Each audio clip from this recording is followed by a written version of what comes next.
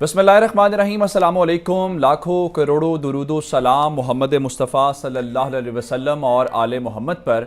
मैं हूँ उमर दराज गोंदल और आप मेरा यूट्यूब चैनल देख रहे हैं। नाज़रीन, मैं आपको जो ख़बर देने वाला हूँ वो शायद ख़बर तो आप सुन चुके होंगे क्योंकि ये वाक़या पेश आया है कल, लेकिन उसके जो आफ्टर शॉक्स हैं वो इस वक्त भी जारी हैं। यमन के अंदर हालिया तारीख की बदतरीन बमबारी की गई है, तबाही मचाई गई है और इस सिलसिले में अब सूरत हाल ये है कि ईरान और हिजबुल्ला भी मैदान में उतर गए हैं। शायद मामला थोड़ा सा गंभीर होता हुआ दिखाई दे रहा है क्योंकि अरब इत्तेहाद वाले ये समझ रहे थे कि वो जो चाहेंगे जैसे चाहेंगे, कोई उनको रिटेलिएशन या रेजिस्टेंस का सामना नहीं करना पड़ेगा।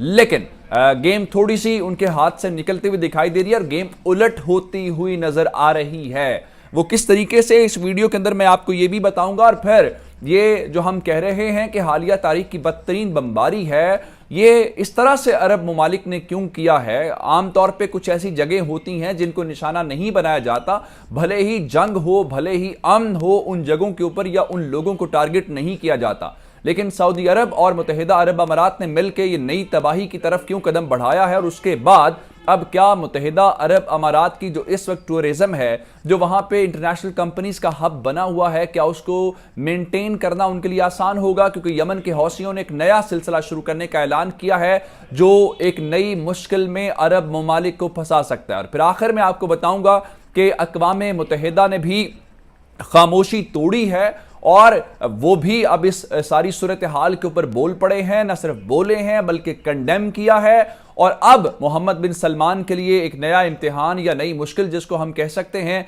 वो हमें सामने दिखाई दे रही है। ये तमाम डिटेल्स आपको इस वीडियो के अंदर दूंगा, लेकिन अगर आपने अभी तक चैनल सब्सक्राइब नहीं किया और आप चाहते हैं कि आपको मुस्तनद और बरवक्त खबरें मिलती रहें तो हमारा चैनल सब्सक्राइब कर लीजिए, बेल आइकन के ऊपर क्लिक कर लीजिए ताकि हमारी आइंदा आने वाली वीडियोस बर वक्त आप तक पहुंच रहे।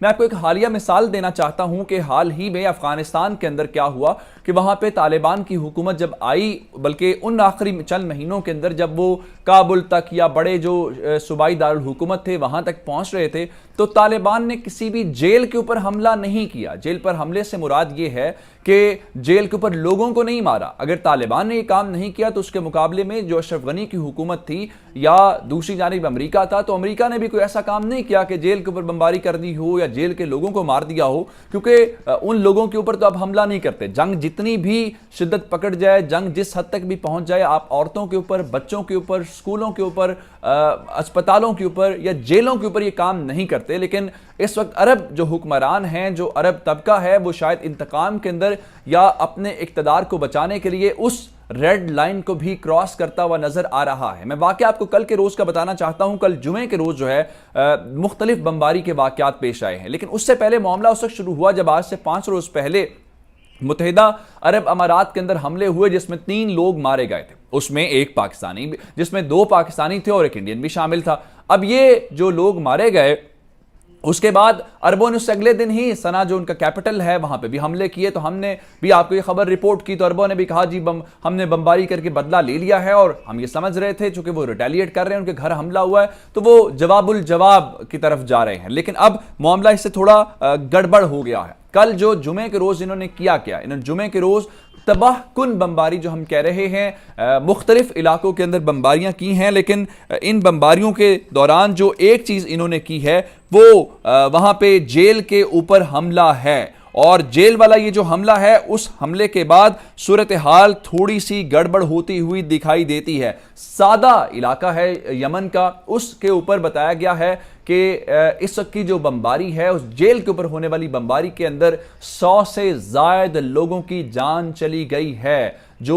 डॉक्टर्स विदाउट बॉर्डर्स वाली तंजीम है वो 70 लोगों की तादाद बता रहे हैं, लेकिन यमन के जो हौसी हैं वो 100 से ज़ायद लोगों के मारे जाने की खबर की बात कर रहे हैं। और इसके अलावा उन्होंने उसकी वीडियो भी जारी की है जिसके अंदर मलबा है, ये जो सादा इलाका है, उसकी जो जेल है, उसकी पूरी की पूरी बिल्डिंग जो है वो ज़मीन बोस होती हुई दिखाई दी है। और उसके अलावा वहाँ पे लोगों की एक बड़ी तादाद जो है वो मलबे तले देखी जा सकती है। जो लोग सिसक रहे हैं, अपनी ज़िंदगी के आखिरी लम्हात اتنے تکلیف دہ مناظر ہیں، شاید وہ کوئی بھی زیرو دیکھے تو اس کے جو پورے کا پورا اس کا مینٹل اور جو سائیکولوجیکل سائیکل ہے وہ ڈسٹرب ہو سکتا ہے، وہ اتنی پینفل ویڈیو ہے۔ لیکن اب جو حوثیوں نے حملہ تو کیا تھا، متحدہ عرب امارات کے اوپر ڈرون بھی استعمال کیے اور میزائل بھی استعمال کیے، اور اگلے روز آپ نے یہ بھی کر لیا، لیکن یہ جیل کے اوپر حملہ کر کے آپ نے گڑبڑ کر دی ہے۔ اب ایران اور حزب اللہ جو ہیں وہ میدان میں آ گئے ہیں، اور ایران کے جو اس وقت فارن منسٹری کے سپوکس پرسن خطیب زادہ ہیں، انہوں نے کہا ہے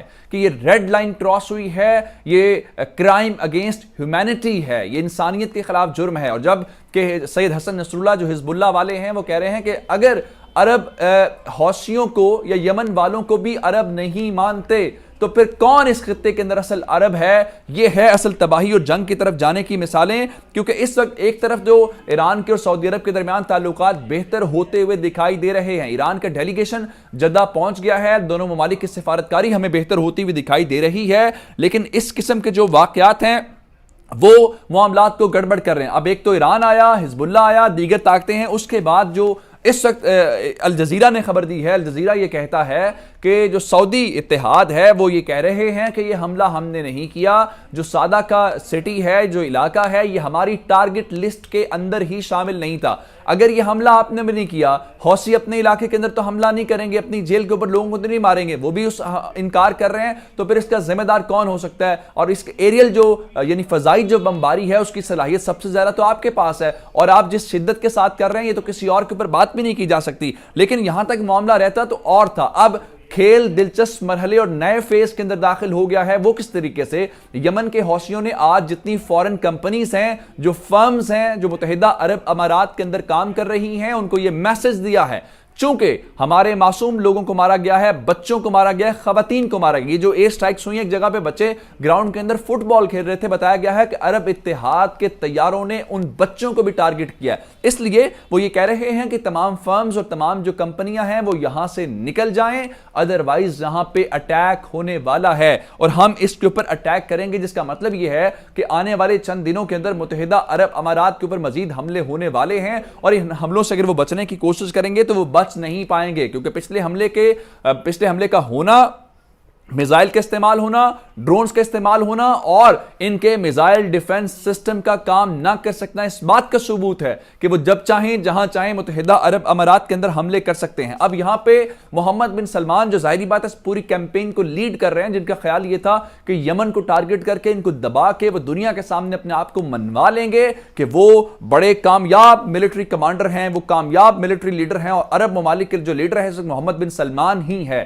یہ اب اس کے حوالے سے بہت بڑا امتحان ہے۔ کیوں امتحان میں کہہ رہا ہوں؟ حزب اللہ یا ایران کو ایک طرف رکھتے ہیں، آج اقوام متحدہ بھی اس معاملے کے اوپر بول پڑا ہے، اور جو بائیڈن تو پہلے ہی اس معاملے کے خلاف تھا کیونکہ ٹرمپ نے ان کو بہت اسلحہ دیا، ان کے ساتھ بہت ڈیلز کی۔ آج اس لمحے تک جو ہے اقوام متحدہ کے جو سیکریٹری جنرل اینٹونیو گوٹریز ہیں، انہوں نے اس واقعے کو کنڈیم کیا ہے، نہ صرف کنڈیم کیا ہے بلکہ ساتھ ہی یہ بھی کہا ہے کہ فوری طور پہ ایک منصفانہ، غیر جانبدارانہ اور شفاف قسم کی تحقیقات ہونی چاہیے، کیونکہ اگر عرب اتحاد والے کہہ رہے ہیں کہ ہم نے حملہ نہیں کیا، یمن کے حوثی ویڈیو جاری کر رہے ہیں، وہ تو نہیں اپنے لوگوں کو ماریں گے، تو اس کا مطلب تو پھر یہ کوئی نہ کوئی تو کلپرٹ ہے، وہ 100 لوگوں کا خون کسی کے ہاتھ کے اوپر تو ہے، تو اس کا مطلب یہ ہے کہ اس کے لیے تحقیقات ہونی چاہیے۔ لیکن ایک بات ضرور ہے جو میں کرنا چاہتا ہوں، وہ یہ ہے کہ سعودی عرب یہ آگ جنگ والی لگا تو چکا ہے، لیکن اس سے یہ آگ سنبھل نہیں پا رہی، وہ اس آگ کو سنبھال یا بجھا نہیں پا رہا۔ اب وہ غلطیوں کے اوپر غلطیاں، غلطی در غلطی جس کو کہتے ہیں نا، ایک غلطی کرنا پھر اس کو سنبھالنے کے لیے مزید غلطیاں کرنا۔ عرب ممالک اور عرب اتحاد والوں کے ساتھ صورتحال یہ ہے جو ان کے اپنے گھر تک پہنچی ہوئی۔ پہلے بات صرف سعودی عرب تک تھی، اب تو متحدہ عرب امارات بھی ٹارگٹ پہ آ گیا۔ متحدہ عرب امارات پہ اتنے تسلسل کے ساتھ تو کبھی بھی حملے نہیں ہوئے، اگر وہاں پہ وہ حملے کرتے ہیں تو یہ سب سے زیادہ نقصان تو اس کی اکانومی کو ہے، اس کی معیشت کو ہے، وہ کمپنیاں وہاں سے نکلیں گی، تو وہ جو سرمایہ آپ کما رہے تھے، جو آپ اپنے آپ کو اس بنیاد پہ کہ یمن والے تو غریب ہیں، ہم بہت امیر ہیں، تو آپ کہاں اتنے امیر رہیں گے؟ آپ یہ چیزیں کیسے کریں گے ان کے گھر میں آگ لگا کے؟